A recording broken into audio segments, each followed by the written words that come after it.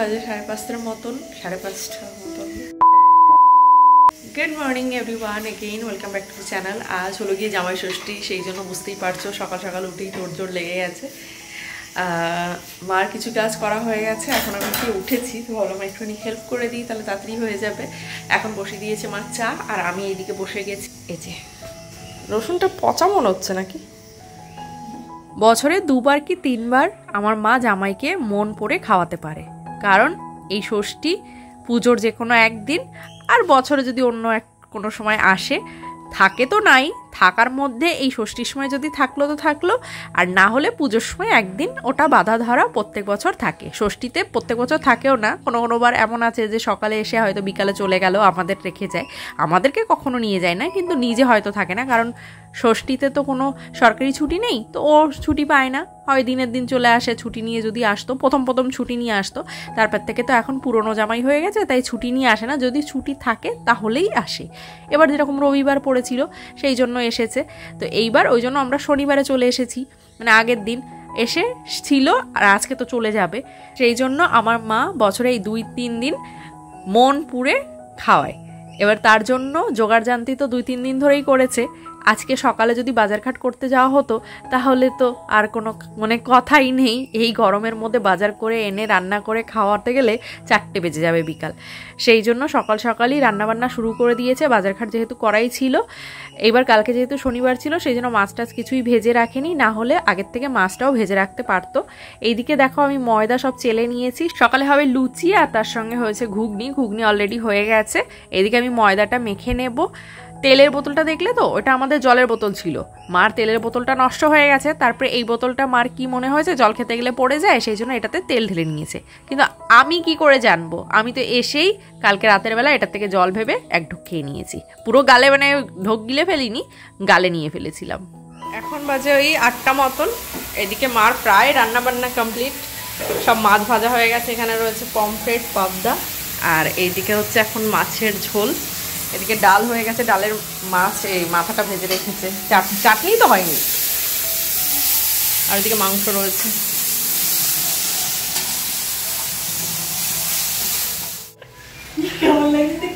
দেখি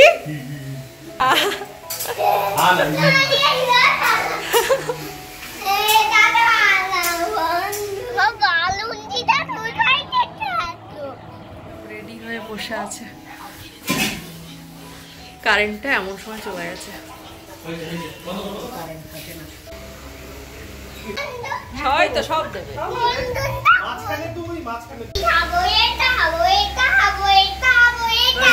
সবই তো তুই খাবি, দইটা বাড়ি বানিয়েছে। তাহলে রিয়ান মিষ্টি খাবে, আমি একটু লিচুটা খাবো। এখন না, এখন না।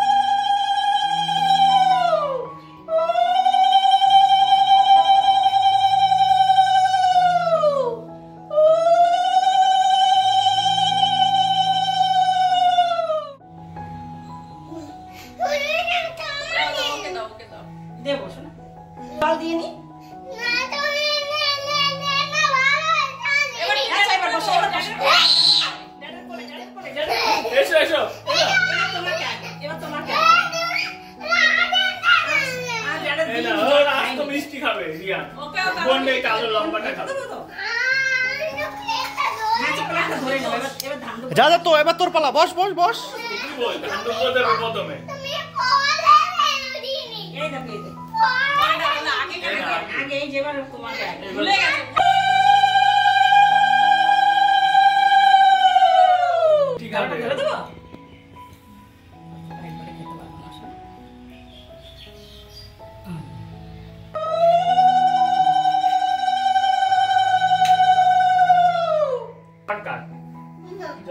এখান থেকে কেটে দে, ওটা ভালো লাগবে না।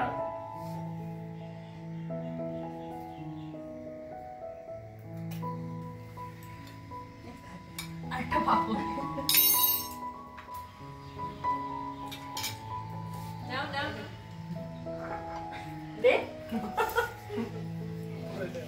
বেশি খানি না, পছন্দ হয়ে গেল।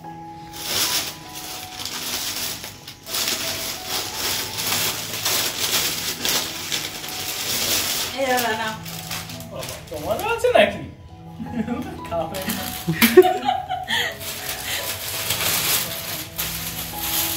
থ্যাংক ইউ বলো। একটা আস্ত মিষ্টি দে। আজ তো মিষ্টি ওটা ভাঙা আছে, ডান হাত দিয়ে দাও, ডান হাত দিয়ে।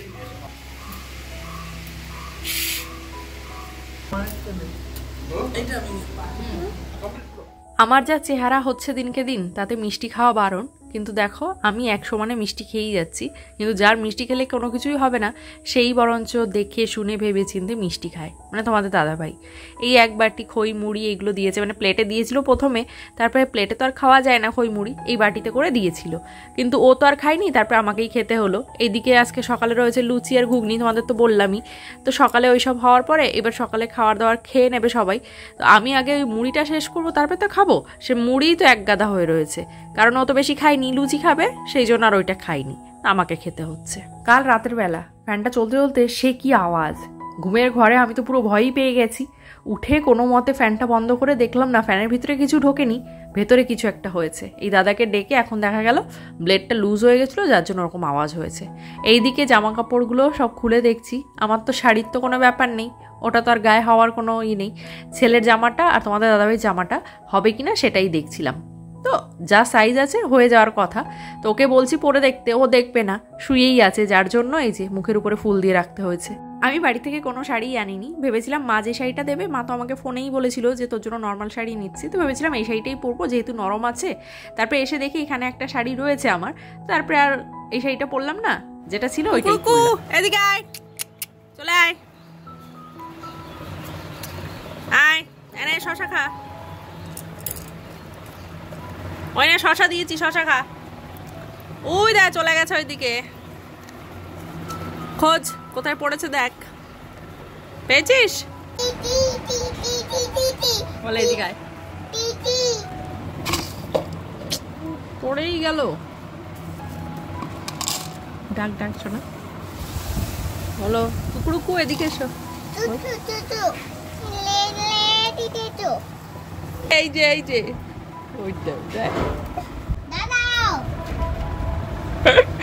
এত কথা শোনে বাবা, বাচ্চাদের দেখলে বেশি করে, ওকে দেখে আমাদের বাড়ির এখান থেকে আর যাচ্ছেই না।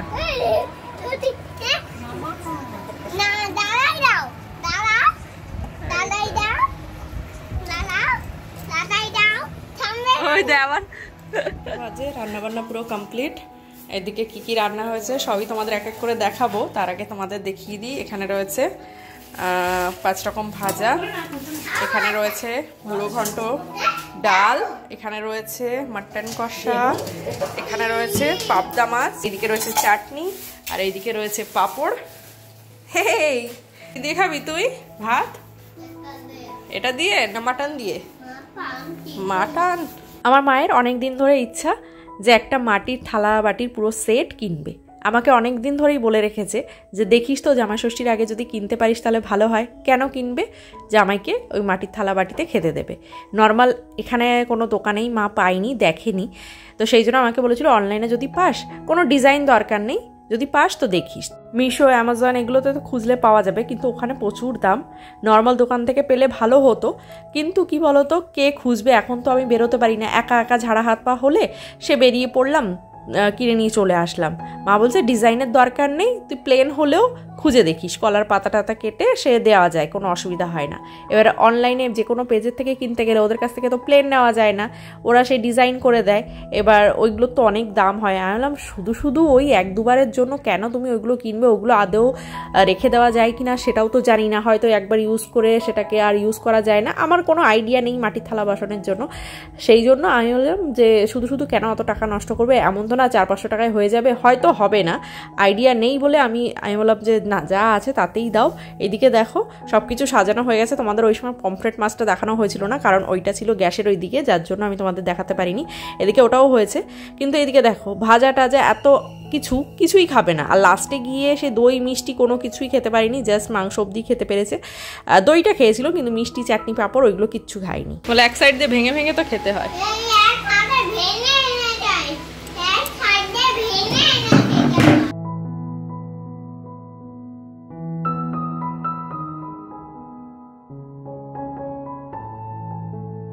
ওকে প্লেন ভাত দিয়ে, আমি খাবো এখন পোলাও দিয়ে মাটন। এদিকে কাল অফিস আছে, যার জন্য আজকেও চলে যাচ্ছে।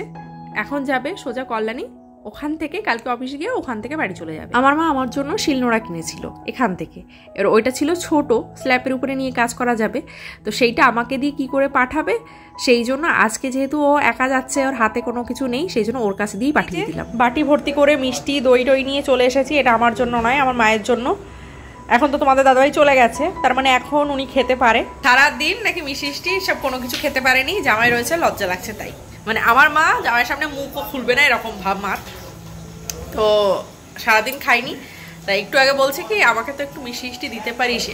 দইটা হলো বাড়িতে পাতা মিষ্টি দই, কিন্তু লাল হয়নি, হালকা মিষ্টি হয়েছে, বেশ খেতে ভালো লাগছে। না টক, আমার টক দই একদমই ভালো লাগে না, কেনা হোক আর বাড়ির দই হোক, টক দই আমি খেতে পারি না, খাবো না তাও ভালো, খাই না, আমার ভালো লাগে না। কিন্তু এই দইটা না হয়েছে টক না হয়েছে মিষ্টি, বেশ খেতে ভালো হয়েছে।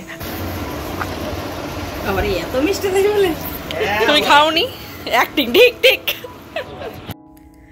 সো গাইস চলো আর ভিডিওটাকে কন্টিনিউ করবো না, এখানেই এন্ড করে দেবো। অনেকক্ষণ ধরে বসে আছি, ফ্যান ট্যান বন্ধ করে, গরমে তো ঝলসে গেছেই, তাছাড়াও মশা আমাকে পুরো ছেঁকে খেয়ে ফেলেছে। এত কষ্ট করে ভিডিও করি, সেগুলোকে এডিট করি, আশা করি তোমাদের একটু হলেও ভালো লাগে। যদি ভালো লেগে থাকে তাহলে অবশ্যই একটা লাইক করে দিও, ফ্রেন্ড অ্যান্ড ফ্যামিলির সঙ্গে শেয়ার করো। এত কষ্ট করে তোমাদের জন্য ভিডিও করছি, সেটাকে এডিট করছি, মানে বুঝতে পারছো আমাকে এমনি মশা কামড়ায় বেশি, আর তারপরে ফ্যান ট্যান চলছে না, মানে আমাকে পুরো শেষ করে দিয়েছে, আমার পা পুরো শেষ হয়ে গেছে। এখন ফোনটা রেখে জাস্ট আমার মানে পাটা চুল খাবো, আর কিছুই না। চলো দেখা হচ্ছে নেক্সট ভিডিওতে, ততক্ষণ tata bye bye, take care, love you all.